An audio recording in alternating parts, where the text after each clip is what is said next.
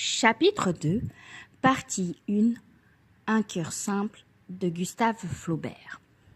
Elle avait eu, comme une autre, son histoire d'amour. Son père, un maçon, s'était tué en tombant d'un échafaudage. Puis sa mère mourut, ses sœurs se dispersèrent, un fermier la recueillit et l'employa toute petite à garder les vaches dans la campagne. Elle grelottait sous des haillons, buvait à plat ventre l'eau des mares, à propos de rien était battue, et finalement fut chassée pour un vol de 30 sols qu'elle n'avait pas commis. Elle entra dans une autre ferme, y devint fille de basse-cour, et comme elle plaisait au patron, ses camarades la jalousaient.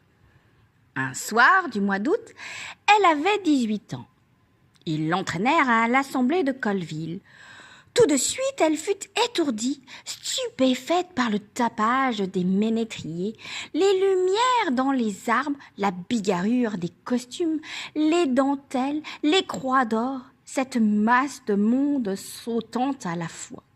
Elle se tenait à l'écart, modestement, quand un jeune homme d'apparence cossue et qui fumait sa pipe les deux coudes sur le timon d'un banneau, vint l'inviter à la danse. Il lui paya du cidre, du café, de la galette, un foulard, et, s'imaginant qu'elle le devinait, offrit de la reconduire. Au bord d'un champ d'avoine, il la renversa brutalement. Elle eut peur et se mit à crier. Il s'éloigna. Un autre soir, sur la route de Beaumont, elle voulut dépasser un grand chariot de foin qui avançait lentement, et en frôlant les roues, elle reconnut Théodore.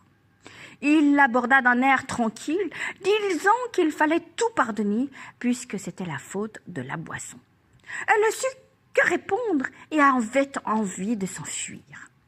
Aussitôt, il parla des récoltes et des notables de la commune, car son père avait abandonné Colleville pour la ferme des Échos, de sorte que maintenant, ils se trouvaient voisins.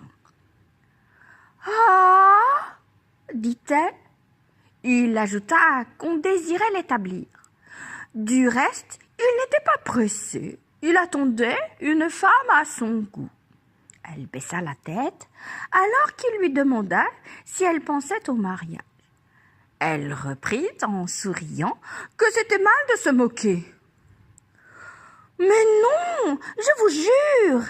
Et du bras, il lui entoura la taille. Elle marchait soutenue par son étreinte. Ils se ralentirent. Le vent était mou, les étoiles brillaient, l'énorme charretée de foin oscillait devant eux. Et les 4 chevaux, entraînant leurs pas, soulevaient de la poussière. Puis, sans commandement, ils tournèrent à droite.